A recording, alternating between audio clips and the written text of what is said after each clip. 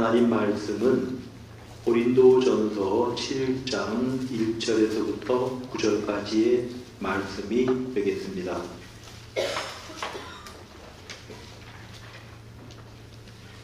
고린도전서 7장 1절에서 9절까지가 되겠습니다.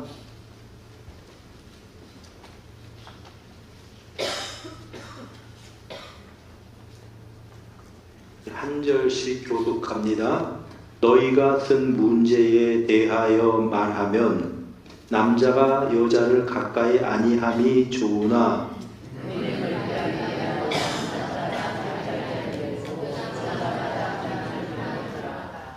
남편은 그 아내에 대한 의무를 다하고 아내도 그 남편에게 그렇게 할지라.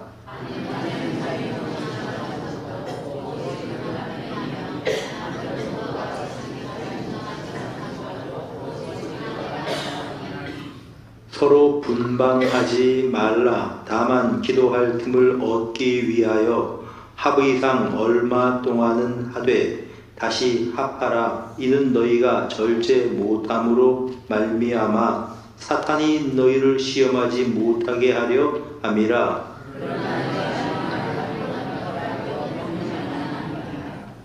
나는 모든 사람이 나와 같기를 원하노라. 그러나 각각 하나님께 받은 자기의 은사가 있으니 이 사람은 이러하고 저 사람은 저러하니라.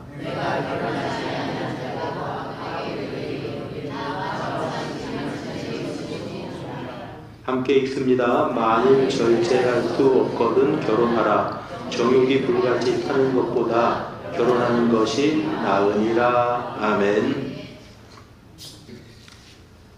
네, 오늘도 오후 예배까지 함께 동참해서 하나님께 경배하는 여러분 모두에게 하나님의 은혜가 함께 하시기를 축복합니다. 돌아보면서 우리 서로 인사하시기를 바랍니다. 반갑습니다. 사랑합니다.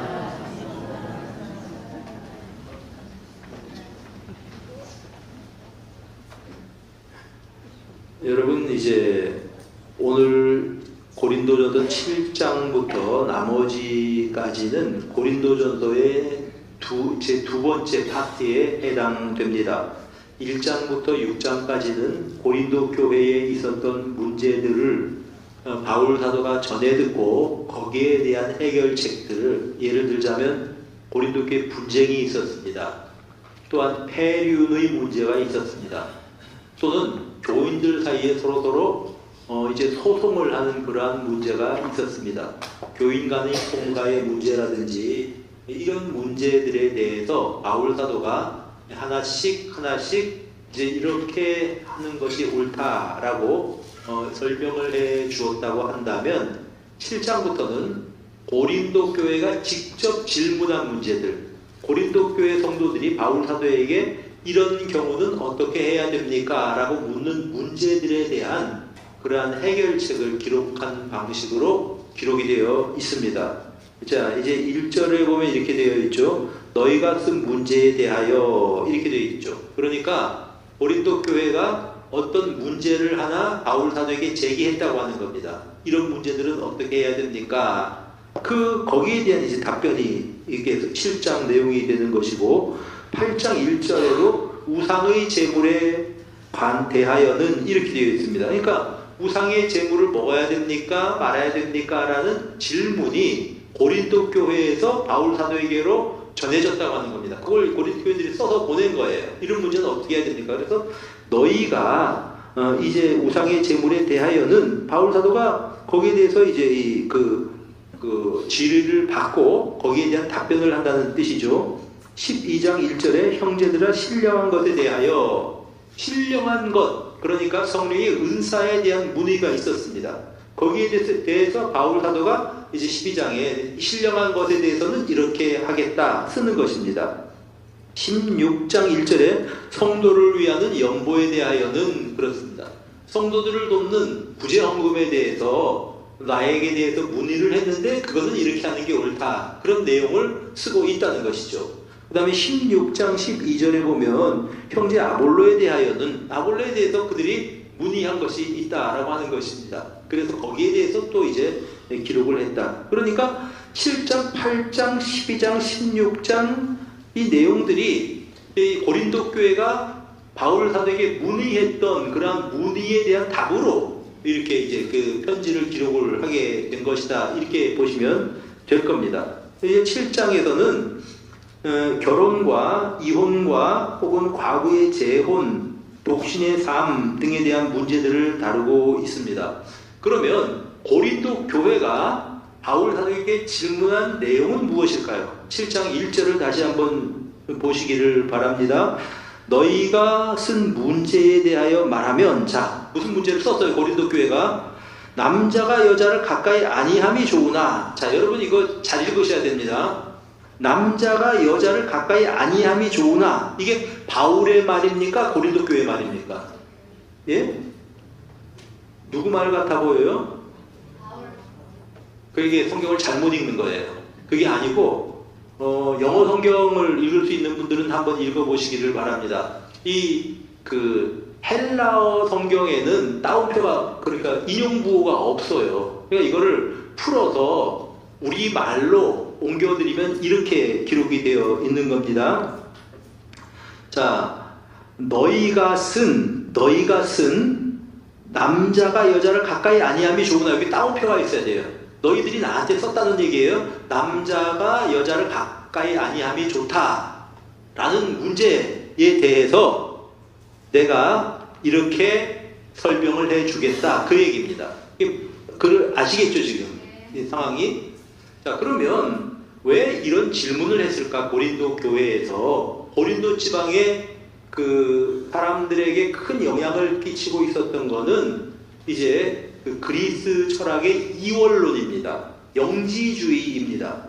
기본적으로 영지주의자들의 생각은 인간의 육신은 악하고 영혼은 선하다고 생각을 합니다. 그런데 이 순결하고 깨끗한 영혼이 이 육신에 갇혀 있다고 생각을 합니다. 이것이 이제 이원론적인 사고방식입니다. 자, 이렇게 생각을 하는 사람들에게 이제 어떤 남녀 관계가 두 가지가 이제 이렇게 이 생각을 할 수가 있겠죠. 남녀 관계에 대해서 육체의 관계는 그거는 이제 악한 것이다. 그거는 뭐 별로 의미가 없는 것이다. 이렇게 생각하는 사람들은 금욕주의적인 경향을 나타낼 것이고, 또 거꾸로 뭐 인간의 영혼만 깨끗한데 육신으로 무슨 죄를 짓던지 무슨 상관이 있으랴라고 생각하는 사람은, 그러니까 이제 어떤 도덕 폐기론 같은 그런 그 경향을 보이게 될 겁니다. 자, 이런 생각들이 팽배하고 있는 이 고린도 교회에서 질문을 한 겁니다. 남자가 여자를 가까이 아니하는 것이, 가까이 하지 않는 것이 좋은 일입니까? 라고 질문을 한 겁니다. 거기에 대해서 이제 바울 사도가 답변을 한 게 2절부터가 되는 거죠. 2절 한번 읽어볼까요? 시작.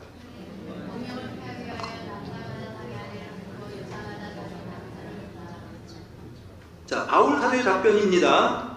남자는 자기 아내를 두고 아내는 남편을 두라고 하는 것입니다. 그러니까 바울 사도는 지금 성적인 방종과 또한 금욕주의 모두를 지금 잘못됐다고 말하는 겁니다. 그러니까 남녀 간의 관계에 있어서는 남자는 아내를 두고 여자는 남편을 두라라고 하는 것입니다. 아, 우리는 거룩하게 살기 위해서 그냥 남자와 여자 따로 살겠습니다. 독신으로 살겠습니다. 그것도 옳지 못하다는 말이고, 또 거꾸로 그 인간이 이제 영혼만 깨끗하면 됐지 육체로 뭐 무슨 죄를 짓든지 그렇게 거기에 대해서 그 관여할 게 뭐가 있습니까? 그 그냥 내버려 둡시다. 이 방종주의자들에 대해서도 잘못됐다고 지금 이야기를 하고 있는 것입니다. 그리고 결혼에 대해서 이야기를 하면서 음행을 피하기 위하여라고 그렇게 말을 하는 겁니다. 이 말은 인간의 성적인 욕구를 그렇게 가볍게 생각하지 말라고 하는 겁니다. 무시해서는 안 될 요소가 성적인 욕구다, 이렇게 답변을 하고 있는 것이지요.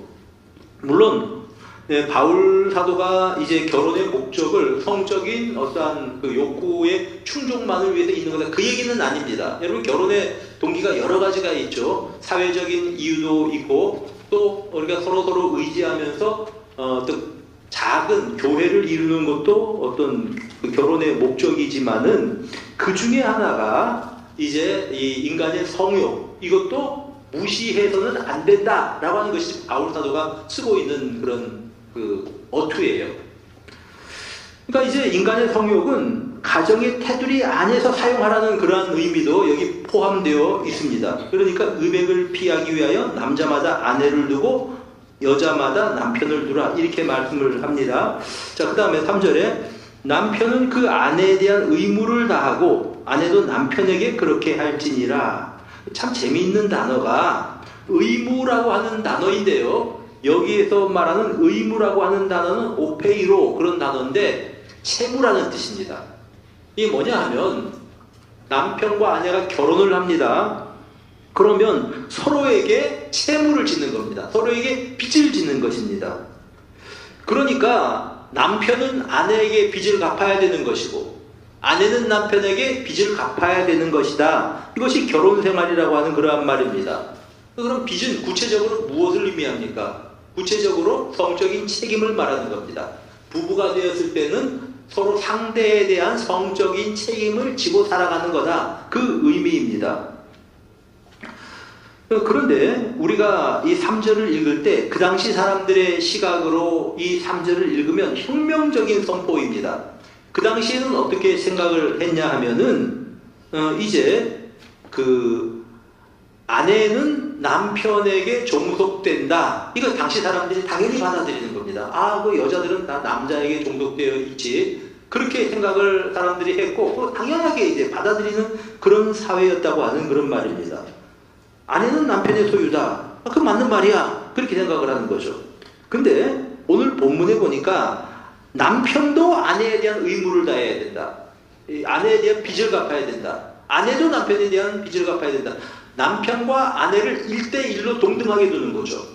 그러니까 이제 남자와 여자를 동등하게 놓고 지금 이야기를 하는 겁니다. 이런 어떤 시각으로 글을 쓰는 것 자체가 그 당시에는 혁명적인 선포였다는 것이죠. 남자와 여자가 동등한 한 인격 대 인격으로 이렇게 만나는 것이다, 그렇게 이야기를 하고 있고요.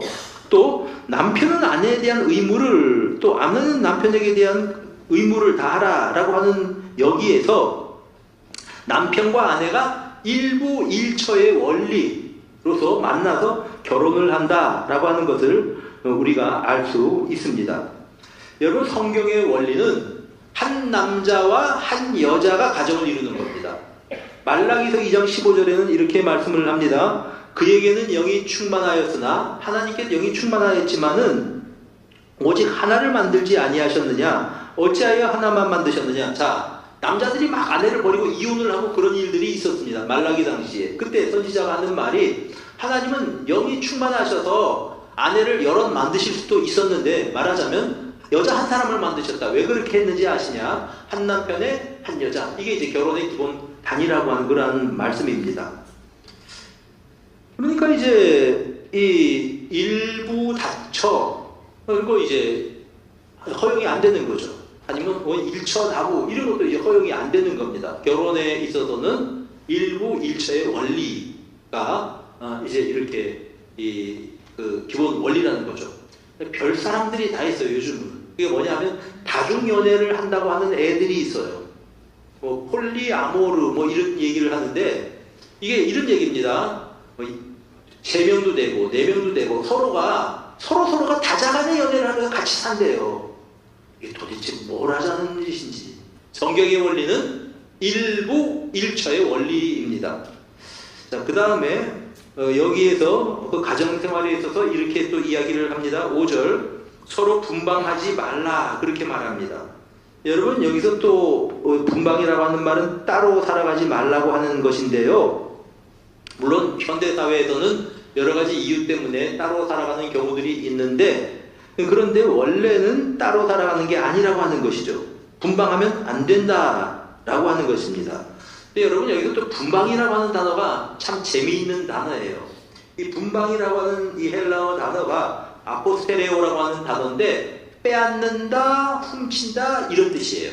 자, 분방이라고 하는 것은, 자, 그 아내와 남편은 서로에게 대한 그러한 이때 이제 이 채무를 지고 있는 상태라 그러죠. 그러면 내가 이제 아내가 동의하지 않는데 분방을 했다고 생각해 봅시다. 그거는 아내의 권리를 뺏는 거라는 뜻이에요. 분방이.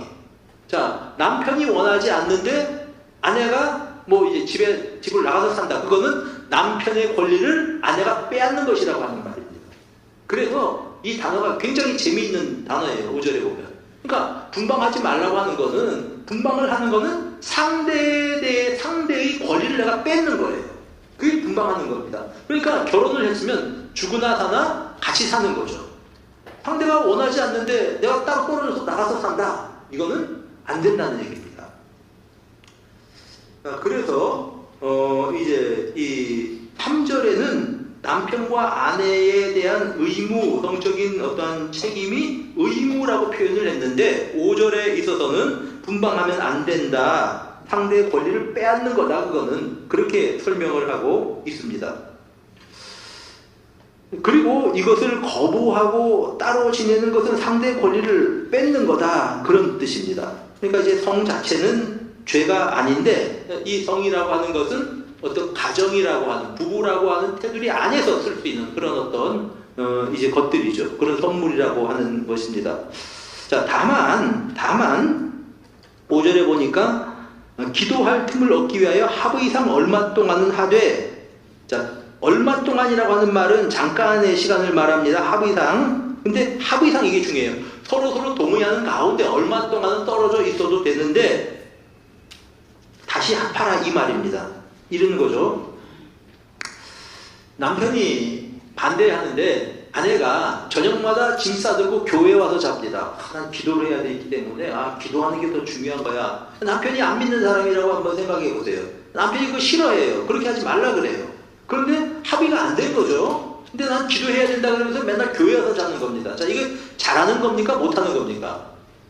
그렇게 하면 안 된다는 얘기예요. 합의상 잠깐 동안만. 이게 이제 성경의 기준입니다. 반대의 경우도 있어요. 내가 아는 어떤 분은 너무 믿음이 좋은 분이어서 자녀들도 있고 아내도 있고 그런데 이분이 자녀들을 돌보지 않고 주님의 일만 한다고 이제 다니는 분이 있어요. 자식들은 어떻게 했냐면 자식들은 시설에서 키웠어요. 아버지가.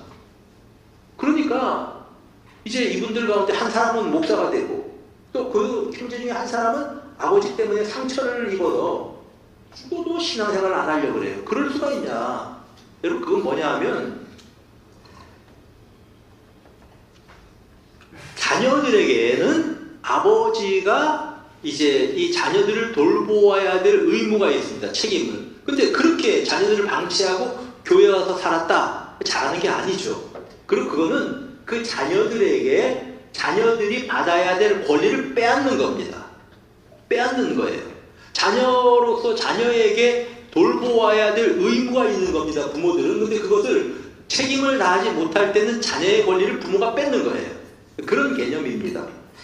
그래서 이제 디모데전서 5장 8절에는 이렇게 말씀을 합니다. 누구든지 자기 친족, 특히 자기의 가족을 돌보지 아니하면 믿음을 배반한 자요 불신자보다 더 악한 자다. 이렇게 말씀하고 있는 것입니다. 여러분 이제 우리나라에서는 참 그렇게 이렇게 부끄러운 일이기는 한데 과거에 오랫동안 고아들을 외국에 입양시킨 경우들이 많이 있습니다. 그래서 고아 수출국이라고 하는 그런 이제 오명을 쓰고 있는데 그 아이들의 경우가 나중에 장성해서 다 제대로 교육을 받고 그 사회에서 성공한 사람이 되어서도 그 우리나라에 와서 자기 부모를, 그러니까 생부모를 찾으려고, 생모를 찾으려고 막 그냥 뭐 이제 애를 쓰는 모습들을 봅니다. 그러면서 이제 그들을 보면 참 안타깝기도 한데, 물론 사정들은 있으니까 이렇게 입양을 보냈겠죠. 경제적인 이유가 되었든지 아니면 낳아서 키울 수 없는 상황이 되었든지 하여간 뭐 이유가 뭐가 됐든지 간에 그 아이들 입장에서는 부모를, 엄마를 뺏긴 거예요. 아빠를 뺏긴 겁니다. 그거는 뭐냐 하면은 이제 그 아이의 권리를 빼앗은 거다. 이 본문의 말씀에 의하면 우리가 그렇게 해석을 할 수가 있습니다. 그래서 바울 사도가 1절부터 그 5절까지 분방하지 말라고 하는 말씀까지는 결혼의 원리에 대해서 기본적인 원리를 이야기해주고 있는 겁니다. 그러니까 결국은 부부는 이제 한번 부부가 되기로 서약을 했으면 서약은 하나님 앞에서의 서약입니다. 그러면 그 약속을 깨면은 안 되는 거죠. 거기에 대해서 이혼에 대해서는 또 이제 다음 주에는 그 설교가 아니고 다다음 주쯤이나 또 이혼에 대해서는 또 이야기를 좀 이제 할 기회가 있을 겁니다. 이혼에 어떤 경우에 이혼을 해야 되나, 할 수 있나, 아니면 뭐 할 수 없나, 그런 이야기들이요. 그 다음에 그렇게 이렇게 분방하지 말아야 될 이유가 절제 못함으로 말미암아 사탄이 너희를 시험하지 못하게 하려 합니다. 이렇게 말씀을 합니다. 고린도에 만연하던 금욕주의적인 경향은 결국은 사람들을 덫에 걸려 넘어지게 할 가능성이 높은 것이다. 그런 말씀입니다. 그러므로 정상적으로 결혼을 해서 사는 것이 정상이다. 이 말씀을 하고 있는 겁니다. 이제 하나님께서 사람을 지으신 다음에 사람이 독처하는 것이 하나님 보기에 좋지 않았습니다. 혼자 있는 게 하나님 보시기엔 그것이 그렇게 이제 좋은 모습이 아니었다고 하는 것이죠. 그래서 가정을 만드신 거 아닙니까? 그래서 그 원리에 의거해서 가정이란 것은 이렇게 된 것이고 기본적인 가정 생활은 이렇게 해야 된다라고 하는 것이 이제 성경이 우리에게 가르쳐 주시는 말씀입니다. 자, 그 다음에 6절에 보면 그러나 내가 이 말을 하면 허락이요 명령은 아니니라. 허락이요 명령은 아니다. 이제부터는 이제 이 주제가 바뀝니다. 지금까지는 이제 결혼 생활에 있어서의 그 생활에 대해서 이 설명을 했다면 이 말은 7절부터 9절에 나타나는 독신 생활에 대한 권면입니다. 그러면 독신은 어떻게 됩니까? 독신으로 살아도 됩니까? 살면 안 됩니까? 뭐 그런 여러 가지 질문들이 나올 수가 있겠죠. 독신이 뭐냐? 독신으로 살아도 되냐? 뭐 그런 질문이 나올 수가 있겠죠. 그래서 이제 바울 사도가 여기에 대해서 일러주고 있는 것이 6절 이하입니다. 그런데 이것은 허락이고 명령은 아니다. 하나님께로 분명히 받아서 이건 이렇다라고 잘라서 말하는 것이 아니고 내가 생각할 때는 이렇게 하는 것이 좋겠다라고 이렇게 이제 권면을 하는 겁니다. 자, 7절 한번 봅시다. 시작.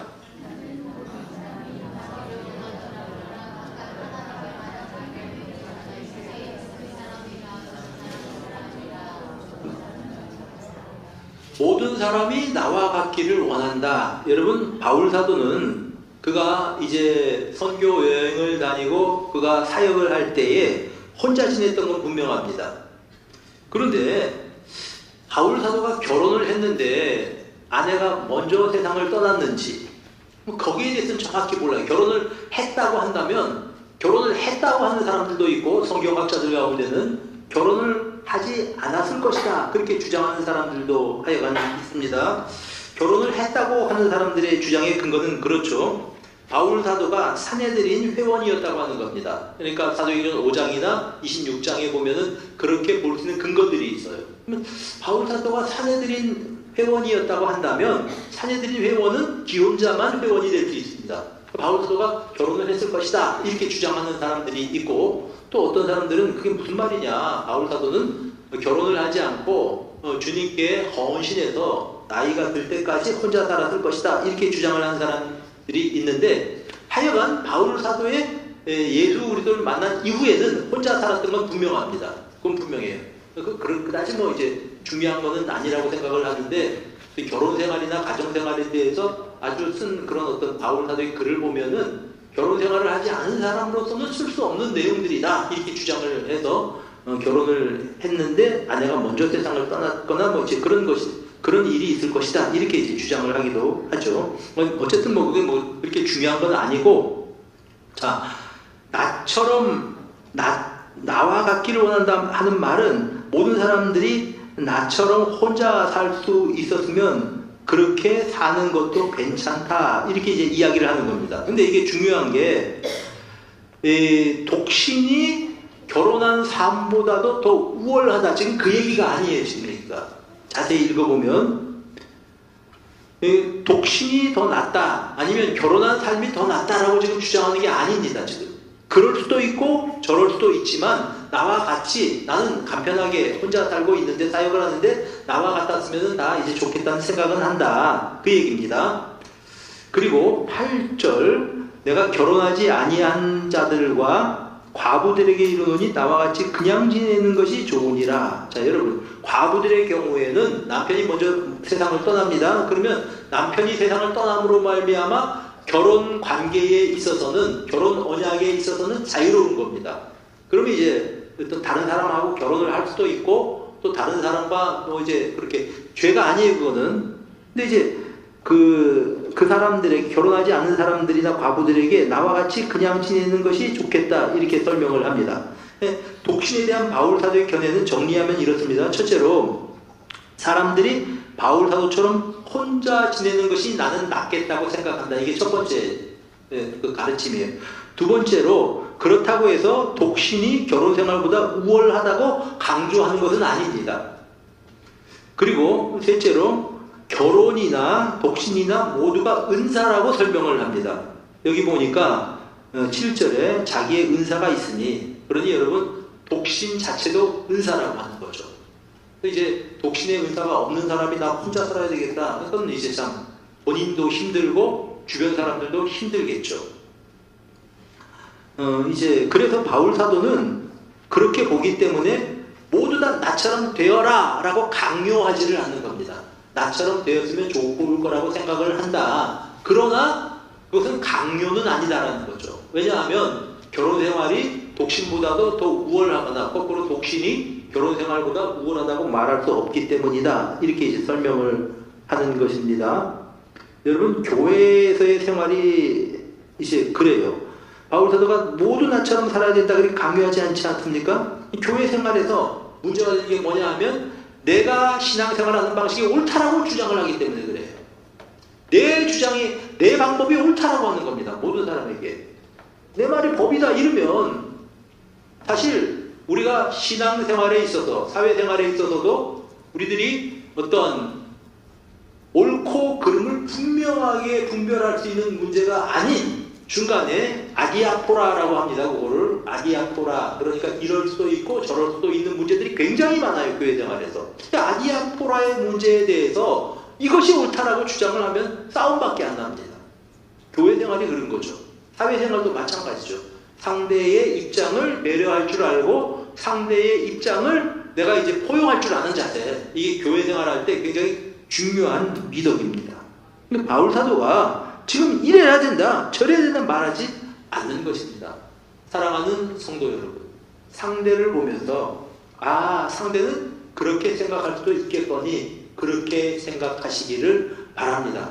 지난번에 이제 한번 이렇게 와서 권혁선 목사님이 알려주신 그게 있잖아요. 그럴 수도 있다. 그럴 수도 있겠거니 저 사람도 그럴 수가 있고 목사님도 그럴 수가 있고 장로님도 그럴 수가 있겠거니라고 생각하면서 생각의 폭을 넓히는 것이 중요합니다. 자, 그래서 내가 옳다, 나만 옳다고 생각을 해서 공동체가 나누어지고 그리고 이제 서로 간에 분열이 일어난다면 그 사람은 바울 사도의 표현에 의하면은 그 사람은 믿음이 유아같이 어린 아이같이 믿음이 어린 사람이다. 그 사람은 이제 십자가의 도에 대해서 모르는 사람이고 혹시 그 사람은 거듭나지 않는 사람일지도 모른다. 이런 것이 이제 바울 사도의 논조죠. 여러분 독신은 죄가 아닙니다. 그래서 바울 사도가 은사라고 하는 말입니다. 예수님도 마태복음 19장 11절 12절에 보니까 독신에 대해서 독신이 그럴 것 같으면 차라리 결혼 안 하는 게 낫겠습니다. 그랬더니 예수님이 이제 이 말을 받지 못하고 오직 타고난 자라야 할 거다. 그러면서 이제 이 말을 받을 만한 자는 받으라 이렇게 말씀을 해 주시고 있는 겁니다. 그냥 교회에서 결혼하지 않은 사람이라고 해서 막 따돌리고 그 사람 좀 이상한 사람 취급하고 뭔가 좀 열등한 사람처럼 취급을 하고 이거는 옳지 않은 태도다라고 하는 그런 것입니다. 자신이 선택하는 거죠. 일종의. 그리고 일종의 은사라고 하는 것입니다. 지금 우리나라의 사회의 제일 큰 문제가 출산율 문제입니다. 우리 사회의 가장 큰 위기가 그전에는 막 성장 일변도로 해가지고 어떤 기반을 참 잘 닦아놨어요. 우리나라가. 모든 산업 분야에 있어서 예를 들자면 뭐 이제 석유, 화학, 반도체, 그리고 이제 기계공업, 모든 어떤 중요한 산업들이 배터리 이런 부분들에 있어서 다 기반을 닦아놓은 나라가 그렇게 많지를 않아요. 이 지구 위에 다 닦아놨는데 제일 큰 적은 뭐냐 하면은 이걸 계속해서 운영해 나가려고 하면 사람이 필요한데 결국은 사람이 줄어드는 게 제일 위기라고 그렇게 이야기들을 합니다. 어쨌든 이런 시대를 우리가 살아가는 거죠. 참 사람이 어리석습니다. 왜냐하면 이게 산하 정책에 대해서 그런 산하 정책을 폈었거든요. 왜냐하면 산하 제한 정책을 펼쳤습니다. 우리나라에서. 그래서 하는 얘기가 뭐 이제 뭐 하나씩만 나도 삼천리는 천만 원이라고 하지를 않나. 뭐 이제 뭐 잘 낳은 딸 하나 열아들 부럽지 않다. 그게 사실 표였어요. 표. 그리고 뭐 어떤 경우에는 하여간 막 장려했습니다. 국가적으로. 그런데 10년, 20년 새 지내고 보니까 출산율이 이렇게 그냥 확 줄어들 줄은 아마 생각도 못했겠죠. 그래서 사람들이 얼마나 어리석은지 모릅니다. 그래서 생육하고 번성하고 충만하라고 하는 게 성경인데 사람들은 낳지 말아라. 그래야 우리 잘 산다. 그렇게 하다 보니까 결국은 이제 위기를 자초한 면들이 이제 없지는 않습니다. 모든 어떤 출산율 문제가 사실은 다 정부 정책 때문이라고 말할 수는 없고 어떤 사회적인 그런 요소 혹은 경제적인 요소들이 다 결합이 돼서 생긴 건데 어쨌든 간에 이를 위해서 우리가 기도하면서 정말 건강한 가정들을 이제 젊은이들이 이루어서 출산하고 자녀를 양육하는 이런 모습이 우리에게 있기를 원합니다 라고 하는 것이 우리의 기도가 되어야 할 것입니다. 오늘 고린도전서 7장을 통해서 우리가 이제 가정이 뭔가 그리고 어떤 의무가 있는지 그리고 또 어떻게 살아야 될지에 대해서 우리 잠깐 생각하여 보았습니다. 우리 성도님들이나 아니면 자녀들의 가정 혹은 또 이제 우리 주변에 있는 가정들이 성경의 원리대로 건강하고 아름다운 그런 가정을 이루어서 이제 하나님의 자녀들이 그 가운데 양육되는 그런 귀한 은총이 있었으면 좋겠습니다. 우리 다 같이 찬송같이 부르도록 합니다. 날마다 숨쉬는 순간마다